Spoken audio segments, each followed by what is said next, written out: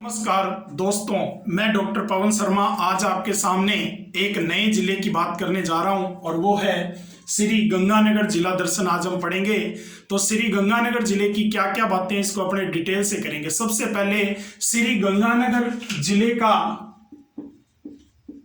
प्राचीन नाम क्या है? तो श्री गंगानगर जिले का प्राचीन नाम रामनगर या इसे रामू जाट की ढाणी भी कहते हैं।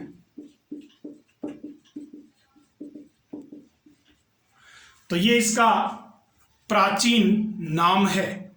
ठीक है दोस्तों, अब देखो कि यहां पर एक जनजाति रहती थी योद्धे, और इसी योद्धे जनजाति के नाम पर ही यहां पर योद्धे लोग बसते थे, ऐसा कहते हैं। योद्धे एक लड़ाकू जनजाति थी, कभी हारती नहीं थी। अब देखो कि इसके उपनाम क्या हैं। श्री गंगानगर जिले को अन्न का कटोरा भी कहते हैं। श्री गंगानगर जिले को अन्न का कटोरा भी कहते हैं क्योंकि यहाँ पे गेहूं सर्वाधिक होती है, जिसके कारण इसे अन्न का कटोरा भी कहा जाता है। ठीक है दोस्तों, अब देखो इसका उपनाम राजस्थान का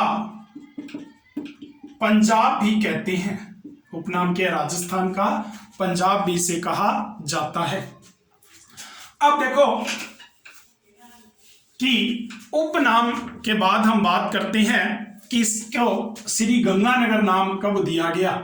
तो 1927 ईस्वी में आपने एक महाराजा का नाम सुना होगा, महाराजा गंगा सिंह जी। महाराजा गंगा सिंह जी, आपको पता ही है कि बीकानेर रियासत उस समय थी, और बीकानेर रियासत के अंदर महाराजा गंगा सिंह जी ने श्री गंगानगर को बसाया था। गंग नहर लाए थे 1927 में, और उसी समय श्री गंगानगर को नाम अपने नाम पर दिया गया। तो इसीलिए इसका नाम क्या पड़ गया? 1927 से महाराजा गंगा सिंह के नाम से श्री गंगानगर। ठीक है दोस्तों, तो ये फैक्ट भी अपने को याद रखना है। अब देखो इसके बाद यहां पर सूर्य की सर्वाधिक तिरछी किरणें पड़ती हैं। कौन सी किरणें पड़ती है? तिरछी। ये प्रश्न कई पेपरों में पूछा गया है, काफी बार ये फैक्ट आता है। सूर्य की सर्वाधिक तिरछी किरणें कहां पड़ती हैं? तो सर्वाधिक तिरछी किरणें कहां पड़ती हैं? श्री गंगानगर जिले में। ठीक है दोस्तों, दूसरे प्रश्न की बात करते हैं। यहां पर एक और फैक्ट है, सर्वाधिक धूल भरी आंधियां, सर्वाधिक धूल भरी आंधियां भी यही चलती हैं। औसतन 27 दिन धूल भरी आंधियां चलती हैं यहां पर। ठीक है दोस्तों, अब देखो कि यहां पर और क्या क्या प्रश्न है, क्या क्या फैक्ट है। तो सबसे पहले हम सूरतगढ़ की बात करते हैं कि श्री गंगानगर के अंदर सूरतगढ़ है। सूरतगढ़ जो है इसकी स्थापना सूरत सिंह जी ने 1805 में की थी। अब आप कहोगे सूरत सिंह जी भी बीकानेर रियासत के ही राजा हैं जिन्होंने 1805 ईस्वी में सूरतगढ़ बसाया था। ठीक है, और यहां पर सूरतगढ़ में किले का निर्माण भी इन्होंने ही करवाया था। ठीक है दोस्तों, अब देखो इसके बाद यहां पर सूरतगढ़ के अंदर सूरतगढ़ कृषि फार्म स्थित है। सूरतगढ़ कृषि फार्म स्थित है जो कि सोवियत संघ रूस की सहायता से स्थापित किया गया था। किसके सहायता से? आर्थिक सहायता दी गई थी सोवियत संघ की सहायता से। उस समय सोवियत संघ ही बोलते थे, तो सोवियत संघ की सहायता से, आर्थिक सहायता से इसकी स्थापना की गई थी। ठीक है दोस्तों, अब देखो एक आता है जैतसर कृषि फार्म। ये ध्यान रखना, एक जैतसर कृषि फार्म है और एक सूरतगढ़ कृषि फार्म है, दोनों अलग अलग है। तो जैतसर कृषि फार्म जो है वो कनाडा की सहायता से स्थापित किया गया है। तो ये भी ध्यान रखना, ये कनाडा की सहायता से है और ये सोवियत संघ की सहायता से है। तो इस तरह से दोनों प्रश्न ध्यान रखना, ज्यादातर दोस्त इसमें कंफ्यूजन होते रहते हैं। ठीक है दोस्तों, कई बार हो जाती है दिक्कतें। अब देखो कि इसके अंदर और क्या क्या बातें हैं। तो देखो, बात करते हैं श्री गंगानगर जिले की ओर हम। इसके बाद सूरतगढ़ के अंदर ही आपने सुना होगा सूरतगढ़ थर्मल पावर स्टेशन। तो ठुकराना गांव, ये सूरतगढ़ के अंदर गांव का नाम है ठुकराना, और ठुकराना के अंदर राजस्थान का पहला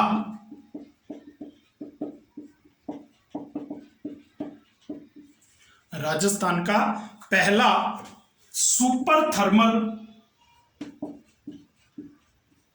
प्लांट स्थित है। राजस्थान का पहला सुपर थर्मल पावर प्लांट स्थित है। ठीक है दोस्तों, और अगर देखा जाए ठुकराना गांव के अंदर भी एग्जैक्ट जगह है प्रभात नगर।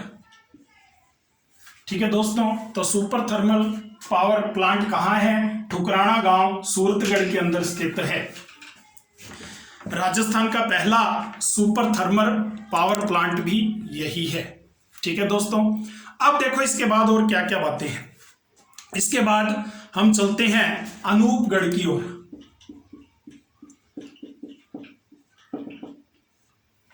श्री गंगानगर के अंदर अनूपगढ़ के अंदर भी अनूपगढ़ का किला बना हुआ है। ये जो अनूपगढ़ का किला है, ये बीकानेर के ही शासक अनूप सिंह जी ने बनाया था।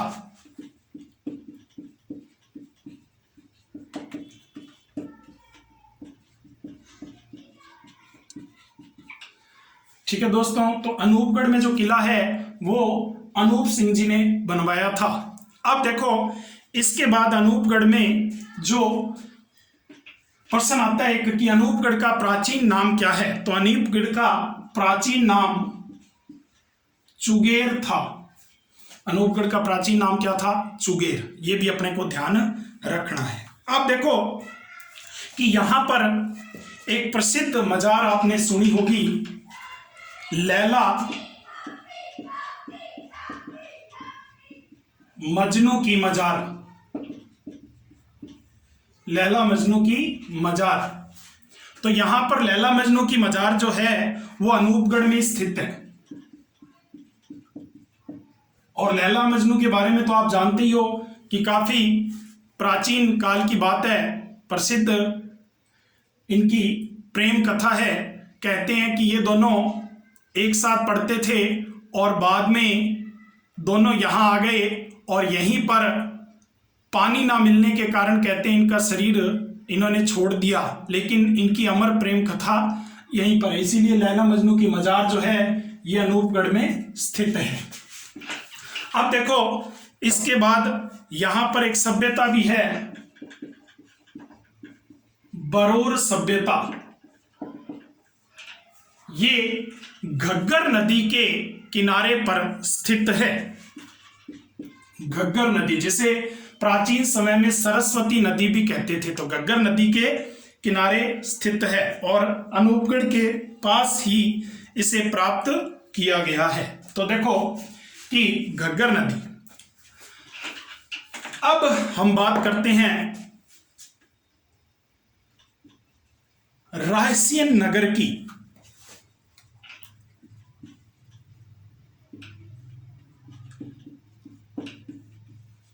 तो रायसेन नगर के अंदर आपने एक जगह सुनी होगी,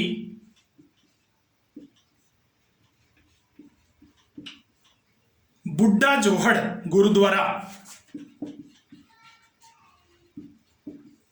सिख संप्रदाय से संबंधित काफी प्रसिद्ध गुरुद्वारा है ये। यह गुरुद्वारा डाबला गांव, रायसेन नगर के अंदर भी डाबला गांव में स्थित है। इस बुड्ढा जोहड़ गुरुद्वारा का निर्माण संत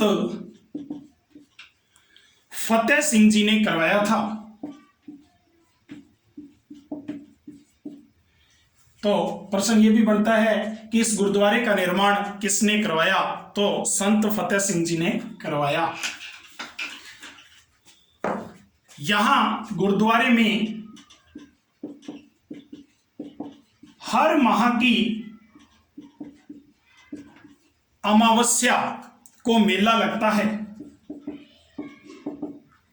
हर माह की अमावस्या को। लेकिन जो प्रसिद्ध मेला है वो श्रावण अमावस्या को लगता है। प्रसिद्ध मेला या बड़ा मेला कह सकते हो, श्रावण अमावस्या को लगता है। ठीक है दोस्तों, तो ये हुई बात रायसी नगर में प्रसिद्ध गुरुद्वारे की। अब हम बात करते हैं श्री विजयनगर की। श्री विजयनगर में भी आप सब जानते हो कि डाडा पंपाराम का डेरा स्थित है।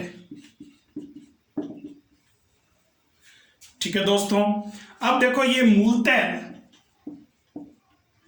जो संत थे ये पाकिस्तान से आए थे। मूलतः कहां से आए थे? पाकिस्तान से। तो ऐसा माना जाता है कि इनका जो मूलतः डेरा है वो पाकिस्तान में है, लेकिन अगर राजस्थान में पूछ लिया जाए तो श्री गंगानगर में, श्री विजयनगर में डाडा पंपाराम का डेरा स्थित है। ठीक है दोस्तों, प्रतिवर्ष यहां पर मेला लगता है और ये मेला फाल्गुन माह में लगता है और 7 दिवसीय मेला लगता है। इसमें हरियाणा, पंजाब, एमपी, बिहार आदि राज्यों से भी दूर दूर से श्रद्धालुगण आते हैं। ठीक है दोस्तों, अब देखो इसके बाद हम बात करते हैं गंगानगर में। एक गंगानगर तहसील भी आप सब जानते हो और इसके अंदर श्री जगदम्बा, श्री जगदम्बा अंध विद्यालय, नाम सुना होगा आप सबने, स्थित है। जगदम्बा अंध विद्यालय। इस अंध विद्यालय की क्या विशेषता है? तो यहां पर विकलांग बच्चों को शिक्षा दी जाती है, इसीलिए यह प्रसिद्ध है। ठीक है दोस्तों, तो अब इससे हम आगे देखते हैं कि और क्या क्या बातें हैं। तो यहां पर मैंने आपको बताया था कि गंगानगर में गंग नहर की बात की थी आपसे शुरू में।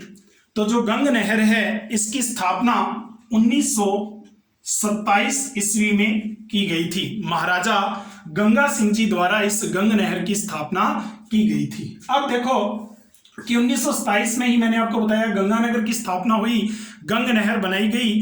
गंग नहर जो है सतलज नदी से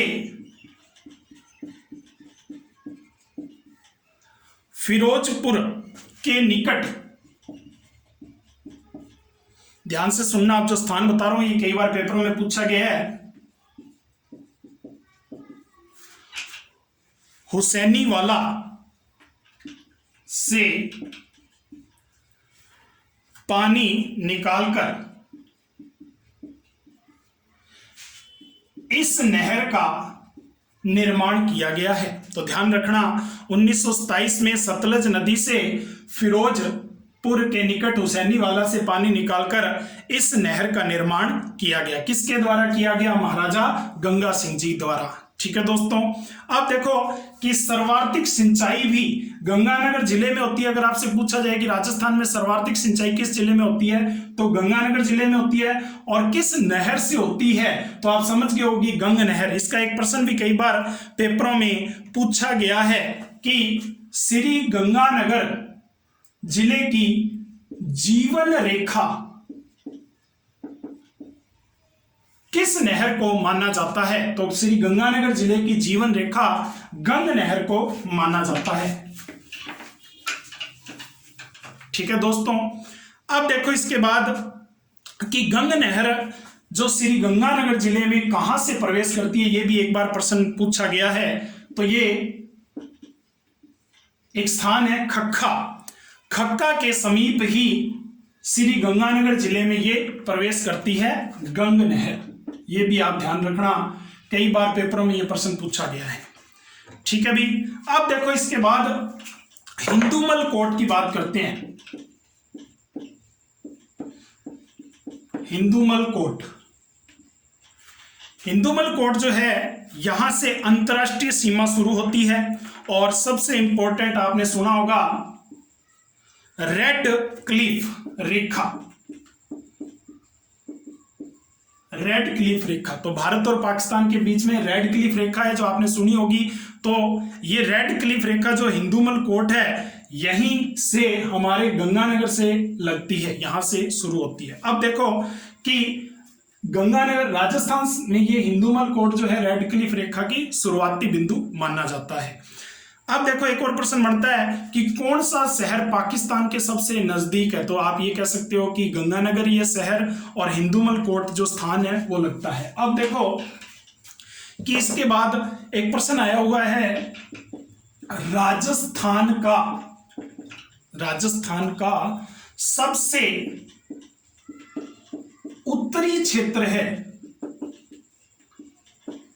तो उत्तर होगा कोणा गांव। ये भी आप ध्यान रखना, राजस्थान का सबसे उत्तरी क्षेत्र कौन सा है, कोणा गांव।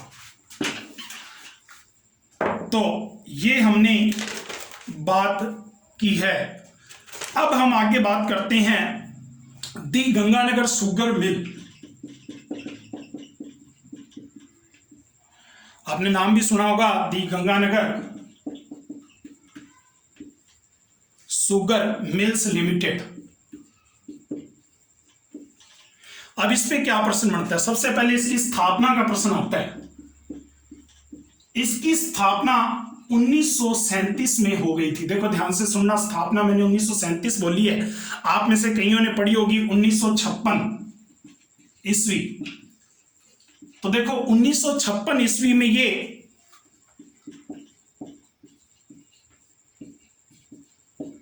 सार्वजनिक क्षेत्र में इसको ले लिया गया था। ये ध्यान रखना, सार्वजनिक क्षेत्र में ले लिया गया था, लेकिन इसकी स्थापना जो है वो 1937 में हुई थी। और अगर आपसे पूछ लिया जाए कि ये वर्तमान में, देखो जिला तो श्री गंगानगर ही है, लेकिन वर्तमान में ये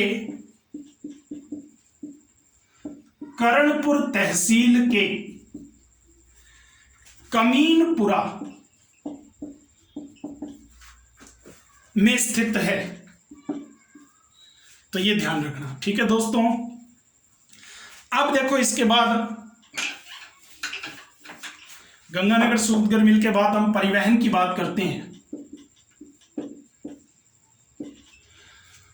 तो श्री गंगानगर जो जिला है ये राष्ट्रीय राजमार्ग संख्या 15 यानी कि NH 15 पर स्थित है। अगर अपने से पूछ लिया जाए कि कौन सा परिवहन है, कौन से राष्ट्रीय राजमार्ग इससे गुजरता है, तो ये NH 15 से गुजरता है।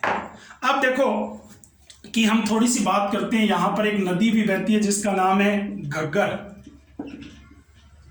ठीक है। अब देखो राजस्थान में घग्गर नदी के किनारे आप सबने सुना होगा हनुमानगढ़ के अंदर भटनेर दुर्ग भी है, लेकिन भटनेर दुर्ग के साथ साथ अगर पूछा जाए तो अनूपगढ़ और सूरतगढ़ किले इसी घग्गर नदी पर स्थित है। तो घग्गर नदी पर भटनेर, अनूपगढ़ किला, सूरतगढ़ किला, ये 3 किले स्थित हैं। अब देखो घग्गर नदी को श्री गंगानगर में स्थानीय भाषा में नाली कहते हैं, नाली। वैसे तो इसके कई नाम है, पहले इसको सरस्वती नदी बोला जाता था प्राचीन काल में, अब इसको वर्तमान में घग्गर नदी कहते हैं। घग्गर नदी क्यों कहते हैं, क्योंकि ऐसा माना जाता है कि पहले घग्गर नदी का पानी घर घर पहुंच जाता था, इसीलिए घर घर के कारण इसका नाम क्या पड़ गया, घग्गर नदी पड़ गया। नाली भी कहते हैं इसको स्थानीय भाषा में। अब देखो कि जो घग्गर नदी है ये हिमाचल प्रदेश से आती है और हिमाचल प्रदेश में भी शिमला के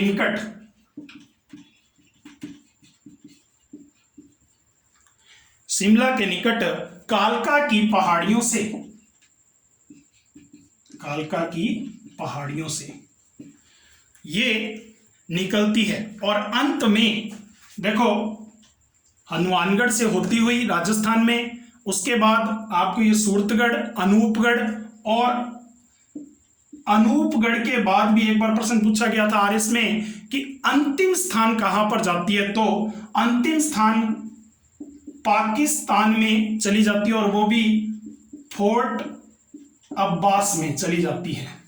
ये इसका अंतिम स्थान है। कई किताबों में लिखा हुआ होता है कि ये सूरतगढ़ तक आती है, कई किताबों में दिया है बटनेर के रेगिस्तान में लुप्त हो जाती है। ऐसा कुछ नहीं है, ये अंतिम स्थान फोर्ट अब्बास है, ये आप ध्यान रखना। ठीक है दोस्तों, अब हम आगे बात करते हैं इसके बाद यहाँ की जलवायु की। थोड़ी सी जलवायु जो है, जलवायु यहाँ की शुष्क है। ठीक है दोस्तों, और वर्षा यहाँ पर 25.37 सेमी तक की होती है और गर्म जिला है, लू बहुत चलती है, आंधियां बहुत चलती है, मैंने आपको पहले ही बताया है। अब देखो कुछ प्रश्न बनते हैं इसके ऊपर, जैसे एक प्रश्न बनता है नहरों से सर्वाधिक सिंचाई वाला जिला कौन सा है, तो उत्तर होगा श्री गंगानगर। दूसरा देखो एक प्रश्न बनता है कृषिगत औजारों के लिए प्रसिद्ध है, तो कृषिगत औजारों के लिए जो प्रसिद्ध है वो है गजसिंहपुरा या गजसिंहपुर भी बोल देते हैं, ये प्रसिद्ध है कृषिगत औजारों के लिए श्री गंगानगर में। तो ये भी प्रश्न पेपरों में पूछा गया है। अब देखो इसके बाद एक सबसे अधिक कृषि उपज मंडियां,